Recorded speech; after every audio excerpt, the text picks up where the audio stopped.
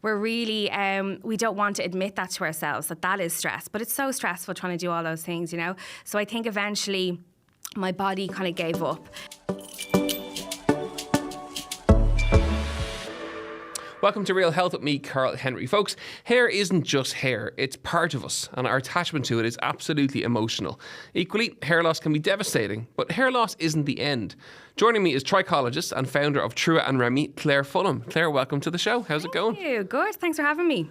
Well, I'm excited about this one. This is an intriguing journey and a fascinating journey. So tell us a little bit about you and how you and when you first experienced hair loss. Let's start there. So I first experienced it, it's going to be 8 years this May, and I just found a little patch of alopecia just in the split of my hair, and I kind of thought I must have gone too close with the hair straightener or brushed it too hard, something like that, because I had the biggest, bounciest, most beautiful head of red hair you've ever seen in your life. Now, I hated it growing up, most redheads do, but I started to learn to love it a little bit, you know.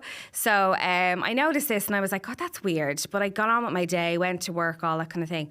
And I remember then going, I'm losing a bit more hair. I could see hair everywhere. It was all over my desk and work, everywhere. And I was scooping it up and putting it into the bin. I was a bit embarrassed. I was, this is strange. But again, really normal. We have to lose hair in order to grow new hair. So I knew that. But this was different, you know. So I went to my GP. She had a cancellation, went down that evening. She found 5 big patches on my scalp, one the size of my fist, complete bald patches. So I was like, right, and I'm very, you know, what am I going to do about this? Give me a plan. What medication do I take? What do I have to do? Wanted a plan. And she just looked me dead in the eye and said, there's nothing you can do. Wow. So I wasn't having any of that, of course, right? So I went across the chemist. They didn't really have any answer for me either. But then I looked up, I went on lists for dermatologists. I went on lists for trichologist, and I went then again, she had a cancellation, thank God, and I went into her that week, and she very quickly said, yes, you have alopecia areata.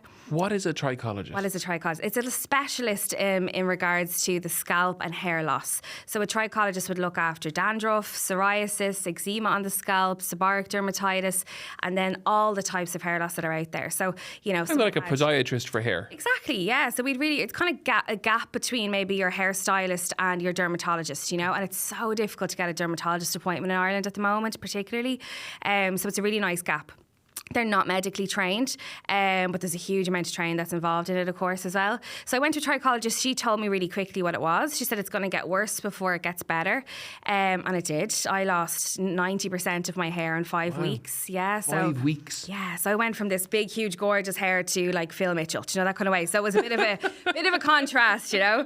So I suppose from then, I really started to develop this online persona. I kind of wanted to garner an audience. I've always been a bit of an entertainer to my detriment, to be honest. So I was like, you know what, if I go on Snapchat now, because Snapchat was the thing 8 years ago, if I go on Snapchat, somebody will send me, they'll gift me a hair transplant, and this will be grand, and that'll be the end of it then. So I went on Snapchat, quickly gained an audience, went on to every radio show that would have me, every TV show that would have me, and really tried to get an answer to this, but nobody could give me an answer to it, you know. So Claire Balding was born through that, this persona, I suppose, that I developed online. And I lost my hair very quickly, but it also came back really quickly, I would say. In that maybe next January, so 6 months on, I started to kind of, you know, grow hair again, you know, very slowly, and really a scary situation to be in as well, because you can kind of see hope, but then I knew that this will probably go again, you know, and I deal with that all the time. This is 8 years ago, but I currently have a big patch of alopecia at the back of my head. It's an autoimmune condition, so very much like any immune condition, it will go into a bit of, you know, downtime, and then it will raise its head again depending on your lifestyle or stress, all that kind of stuff. So it does rear its head every now and again, but it's never been as bad as it was 8 years ago. You know, I've never lost that amount of hair again, thank God. And was that a particularly stressful period of your life? No, when I look back on it, I suppose the last 8 years actually probably has been more stressful than that. You know, I think that I was trying to spin a lot of plates at the same time. I think I had 2 young kids. I started my family young. I was 23 when I had my daughter. Like the rest of us, yeah. Yeah, and I was I had a lot to prove. I was going to be grand. I'm going to buy a house. I'm going to do this. I'm going to get married. I'm going to do all the things that you want me to do. Don't worry about it. I'll get to it. That kind of vibe. So I was spinning a lot of plates. I was working full time, rearing kids. I'm that's enough stress. You know, I think that we're really, we don't want to admit that to ourselves, that is stress. But it's so stressful trying to do all those things, you know. So I think eventually my body kind of gave up. And autoimmune conditions or hair loss is sometimes a whisper from the body to say, right, Claire, are you okay here? Like, I'm trying to warn you, you know? So it was definitely a warning from my body, you know? And that's how I treat it now as well. Like, I know before I'll get a patch of alopecia that, right, Claire, I can literally feel the stress levels, you know? And I'll know. Do you listen to that? Yeah, I don't, like, come here, I had loads of plans, Karl, you know yourself. Like, I had loads of plans of, I'll do this to manage my stress, I'll do this to manage my stress.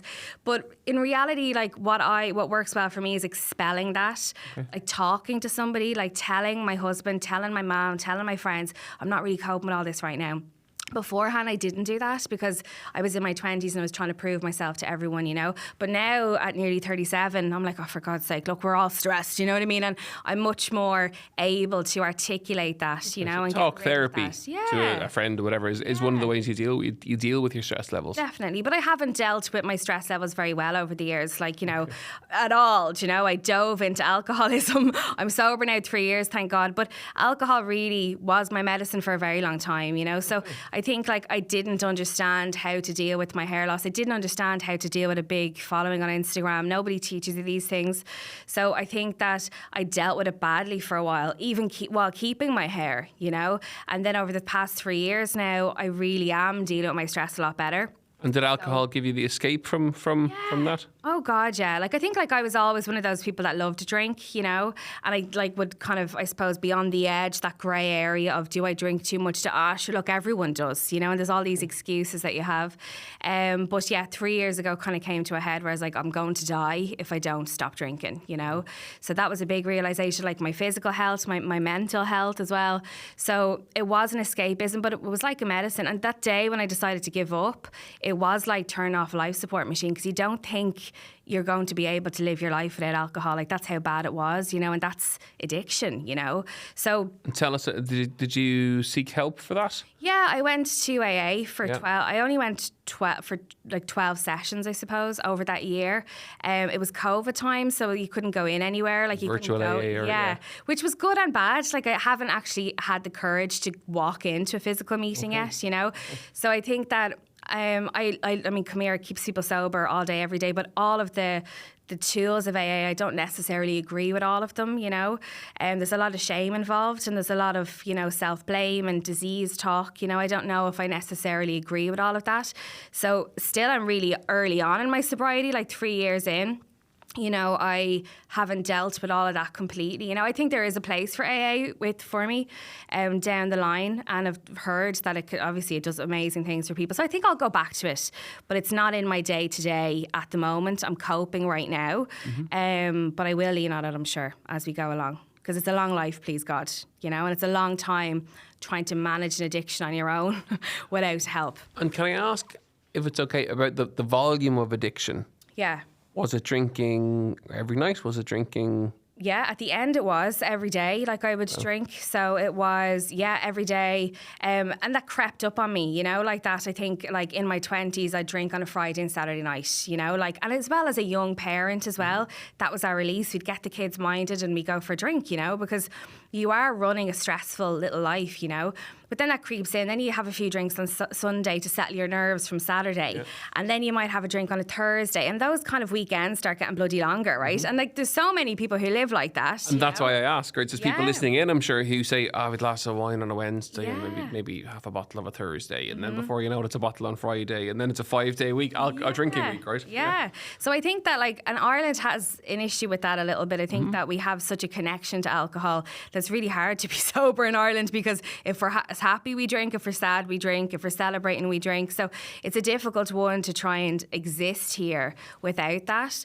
But I do think as well, like, there's so many people talking about it now, you know, that, like, not even addicts just, but people that are questioning their relationship with it, I suppose, which is only a good thing. It's only a healthy thing for us to have those conversations. And really, I would always say to people, if you think there's an issue, there probably is, you know, like, if you're drinking for a reason, like to relax, to, you know, try and switch off a little bit. What are you trying to switch off from? Do you know? So, but always seek help, because if you don't, and if that's why I talk about it, because if I don't speak about it, like if I didn't hear someone who I really related to, like a young mother was speaking about alcoholism on the radio, and literally that changed my life. And if I would probably be dead if I didn't hear Sophie speaking about that. So I think it's so important, that representation piece, because our image of an alcoholic is something totally different to what you see here in front of you, you know? And even when I was in the depths of my alcoholism, I still behaved pretty much the same as I do now. You'd never smell it off me. You'd never suspect me. I was so good at it. That's the problem. Yeah, well, your point is very fair. I think that if anyone's listening in and you think you have an issue, chances are you possibly do. I want to steer us to Claire Balding, because you dropped it into the conversation about 5 minutes ago, and I kind of left it there, but to come back to it. Tell us more about the persona that you created. Yeah. And why. I think, like, if you think about what social media was 8 years ago, it was very much, you know, quite vacuous. It was, well, for the females, it was makeup, it was, you know, outfit of the days, it was all that kind of stuff, you know. So there you had this, you know, young girl on Snapchat with no hair. It was very, very different, I suppose, to what everyone was you know, watching already. So quickly that gained a big audience. I left Snapchat eventually because it was the cool thing to do, and I hopped over to Instagram. And they're just documenting, definitely always talking about hair loss, always talking about mental health, but then it just became part of my life. I suppose Claire Balding, I speak about her like she's the third party, but she's everything I'd want to be, but I'm too afraid to be her in real life. So she definitely is my alter ego. She's someone who will say what she wants. She will give an opinion on something. So she is a big part of Claire. But I was managing her. I was trying to make sure that you were watching really closely what Claire Balding was doing. Because if you were watching her really closely, you wouldn't see Claire Fullam. And I was running away from that. Does that make sense? Yeah, it does. So I really wanted your eyes on me so you wouldn't actually see what was happening behind the scenes. Distraction. That's Claire Fullam. Yeah, or that's Claire Balding. Yeah. Okay. But she's still there. She's still knocking around the internet. She still gets in trouble from time to time. And do you still use her as part of your social strategy now? Yeah. Yeah. Like, you know, there's about 80,000 people over there. So it's a big tool, you know, that kind of way to keep my business alive or keep people updated with things. Now, I try and keep everything separate because I really understand, I suppose, that what Claire Balding was. I never did a brand deal. I never represented anybody else. I never took a euro for anything. So I never went that route. A lot of my friends went that route, but I never did. And I want to keep it authentic like that. Like, Claire Balding's there just for me to repel and expel the stress, you know, and have a bit coping of fun mechanism on the internet. Yeah. And then Trua and Remi, I have to put on the businesswoman. And that's you. voice. Yes. Okay, so Trua and Remi is your brand. Yes. Yes. Tell us what the products are. So Trua is a trichology clinic, you know. So Trua is, we have like 200 to 400 different products on our website on Trua, and we deal with, you know, psoriasis, eczema, hair loss, all types of hair loss. So we would do online consultations via Zoom, and we'd help, like last year we helped over 3,000 people through our online consultations. So that's ticking away nicely, thank God. So that's our online clinic based in Fairview down the road. And then Remi is, I suppose, our product range. So Remi is 4 different products that we brought out to kind of try and teach people how to look after their scalps, because skincare has had enough time now. We've had enough airtime with skincare. Your scalp is skin, so we really want to make sure that people are looking after their scalp the same ways they look after their skin. So Remi, how do you do that now? So for me, right, it's either, I actually won't mention the brands, but one is a baby brand and it's yellow, purely because I just like I don't know, I like the look of it, or there's some weird connection to it. So that's the extent of my hair care. How does one look after their hair? Look after your scalp. So if you look after your scalp, your hair will be beautiful and full, bouncy, it will do what it's told. Whereas, like, that's where your hair grows from. Like, when your hair comes out of your scalp, it's dead, right? There's only so much you can do with a dead cell. Very little. You can manipulate it sometimes with a curl and tongs, or with a hairdryer, or with colour, or with different chemicals to make it behave in a certain way. But you'll never change that hair again, okay? It's dead, right? If you work through the scalp, if you exfoliate your scalp regularly, use serums on the scalp every single day, you're strengthening and anchoring that hair into the scalp as much as possible. Every day. Yeah, it's bloody annoying. Every day, you know? So that's really, I suppose, the message that we're trying to send, is that if you look after your scalp, your hair is looked looked after. It's like your SPF for your skin. Exactly. But you do it for your hair. Exactly. Yeah. So your scalp, so it's trying to Sorry, apologies. trying to get that message across to people, and like sometimes like in our trichology clinic we see hair loss that won't come back, and hair loss that won't be able to be recovered, and we have those difficult conversations with people. But again, we still need scalp care. We still need to make sure that we're looking after that skin on our scalp, no matter if we have hair or not, Talk to me about then the types of hair loss. Mm-hmm. What different types of hair loss that there are? Yeah, so there's hundreds, to be honest. Probably the most common is something called telogen effluvium. Telogen is one of the hair growth cycles. So you have your anagen phase is when your hair is growing. The catagen phase is when it's releasing out of the scalp. And then you've got the telogen phase, which is falling, right? So telogen effluvium is like, you will get that after baby. You will get that if you go on a really strict diet. You'll get that after surgery. You'll get that after COVID. You'll get that. Yeah. So any shock to the system, any kind of shock to the nervous system, your body will say, do you know what, I'm going to pick between Karl's bone marrow today or his hair, and like 9 times out of 10 it will pick bone marrow instead of hair, because you don't need hair to live your life. So most people after those events in their life, they'll go through a telogen effluvium, which is a really kind of a dispersed type of hair loss, but very sudden, and it can be really stressful for people as well. So that's the most common, and men go through that too. It's just a little bit less noticeable because most men have shorter hair. Mm-hmm. Does that make sense? Whereas you'd see my hair everywhere, you mightn't see yours everywhere as much. So that's telogen effluvium, probably the most common type of hair loss. Then there's loads of genetic hair loss as well, particularly in men, So if you look into your family and you see a lot of hair loss within the men in your family or the females in your family as well, you can kind of, bet your cotton socks now that it's going to happen to you. So again, all of that is prevention, trying to make sure that you're looking after your scalp as best as possible, and getting advice as young as you can as well is so, so important to manage that hair loss as you go through your life, And of course, it's treatable, or a lot of it is treatable. Yeah, like a lot of it's treatable, except the genetic stuff. And some of the hormonal stuff in women is really difficult to treat because it's not like an issue of the scalp, really. It's probably an issue of, a nutrient deficiency. It could be, a hormone imbalance. It could be like a huge stress in someone's life. How am I supposed to tell someone to calm down? I'm the first person that shouldn't be giving out that advice. So it's really difficult to manage all of those things in somebody, And as I said, your hair is the last thing on the list that your body will care about, So it's about trying to solve the cause, Why is it happening? Why are we in this situation? And most of the time after having a 2-minute conversation with someone, I know exactly why their hair's falling, But the genetic stuff and the hormone stuff are harder. The autoimmune conditions are really hard as well because, again, like they're all brought on by stress or different triggers in the body. That's a difficult one to manage, but quite successful management with them.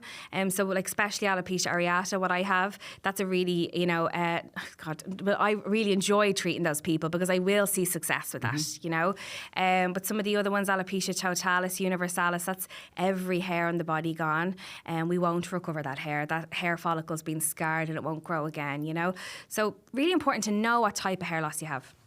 And is that where the trip to Turkey comes into it then? Yeah. Is that for the genetic type now, or is that for... Genetic type. Okay. So autoimmune conditions, they either will come back or they won't. If you have no hair follicle, then you can't go to Turkey. They've nothing to work with. Yes. So if you, please don't go to Turkey. Like, I'd love if you stayed in Ireland, because there's all these rumours out there, and like there's probably is clinics that do them for 20 grand, but there's also clinics that do them for €3,500, and like do like a year's worth of aftercare within that. Like that's what you want. You don't want to be put back on a plane and sent away. But as well as that, a lot of men show up in Turkey and everywhere else, and they haven't prepped their scalps, so they kind of think like, it'd be grand, like I'll just go over and get my transplant, but they haven't done any prep. Like, what if there's inflammation on your scalp? You should not transplant an inflamed scalp, but they will, because you're there and they're not going to see it again, so be careful of that. But transplants are one of my favorite tools. They will give you that hairline back. They will kind of really enhance that, but also you're probably gone back again, Again, please God, it's a long life. So if you get one done when you're 29, you'll probably have to get one done again when you're 45. Go on. Because really? like those follicles start to deplete as well. Do you know that kind of way? So you have to replace them again. You might need to get as many transplants or grafts, but you probably will have to get it done again. So That's it's not something like... that everyone who goes to Turkey needs to know. I know. Yeah. Huge. Wow. Okay. Yeah. One of the things I did want to ask you when researching when you're coming in was, I know you left Instagram for a time, and I'm intrigued by that because the pressure of social media and the impact of social media. I'm just intrigued by people who have big accounts and how they handle the stress of it. Tell us more about that, if that's okay. Yeah, so I left social media for 6 months back in 2021, and I think it was a time in the country where like we were all on a bit like tender hooks, like, you know, COVID had just happened. There was so many opinions, there was loads of, and like Claire Balding was very opinionated, you know, so, you know, a divisive character will always bring, you know, some arguments or trolling and all that kind of stuff. So it really got to a stage where I couldn't handle it very well. There was pictures of my registration on my car, my kids' trampoline in my front garden, my hall door in Facebook groups. I said, you know what now? Wow. Enough's enough, you know? So I had to take a little bit of a step back. And within those 6 months, 3 of those months were the start of me getting sober as well. And I actually don't think I would have done that unless I quietened that noise, you know, that kind of way, unless I really put that phone down and said, right, Claire, you need to concentrate on yourself now for a while. But that 6 months like transformed everything, you know. I really got into my career, my business, started to build that. But I would recommend it to everyone, regardless if you've got bloody 50,000 followers. Like a social media detox, like it is a toxic place at times, you know. And I can't give out too much about it because it's brought me a lot in my life, and I wouldn't change anything. But the comparison, the trolling that goes on, the stuff that goes on online is crazy, like when you think about it. And like no one prepares you for that. Like I didn't grow up in a world with a phone, you know. Now I don't know how more well equipped the younger generations are going to be because they've always had one, so that's another debate. But that break changed my life, you know. That gave me that little bit of, you know, clarity to, right, what do I have to do here now to survive, you know, not to excel, but how am I going to get myself out of this deep dark hole? And part of that was just putting the phone away. And what safeguards did you put in place when you went back on to ensure that you didn't go back into the same, you were in a different frame of mind, obviously, but 100%, yeah. Were there safeguards that you put in place when you went back? I suppose I just started to create boundaries. Now, a lot of people wouldn't notice those boundaries, but like I certainly noticed them. So just little things like I wouldn't speak about my home too much anymore, where I lived, you know. Anyone could pick my house out of Google Maps nearly at the stage because I was filming in the garden. I was reckless, you know. Yeah. So, you know, I kind of held back a little bit. Now people still know, like, I'm from Dublin 3, like, all that kind of stuff, but I'm just a little bit more careful about things like that. If I'm anywhere in public, I'll take a video, but then I'll post it later. So I'm so much more mindful about, like, where I am at a certain time as well. Again, the audience wouldn't really notice that, and I didn't want to come back and be this like boring, sober Claire Balding. I didn't want that. I'm not that, you know? So I really tried to keep up Claire Balding, and I have. And, you know, like, as I said, like, she is a big part of me. Of course she is, you know? But when you take the ridiculous amounts of alcohol out of it, you know, it's funny what you can achieve as well, do you know? But I needed that, you know, 6 months, and I needed to set those boundaries as well to kind of go back. But a lot of people wouldn't notice that, maybe, you know? I would only notice that. Yeah. Fascinating. Yeah. Very interesting. If people want to get in touch with you with regards to hair issues and balding issues, where can they find you? Trua on Instagram. We're on TikTok as well, but like, God love me, like I'm trying my best. But yeah, on Instagram is probably the best way to find us. So pop Trua in Trua and you'll find us there. And is Claire Balding still on Instagram? Yeah, God love her as well, yeah. So Claire with an I. I think it's I don't even know. I think it's underscore. I think it's a dot Balding. You'll find me as well. It's been great to catch up. Thank you so much for coming in and sharing your story. A fantastic business has come out of tough times by the sounds of it, but you're thriving, and it's a very important topic to talk about for people because we're so attached to our hair. That we need more people to be open about it, just like you have been, and it's been wonderful to have you in, so thank you so much. Thank you. Folks, I really hope you enjoyed today's episode of Real Health. You know where we are, at Karl Henry PT on Instagram, Real Health on the Irish Independent website, and if you have any questions, you can email us at any time. We'll see you next week for more Real Health. Slán go fóill.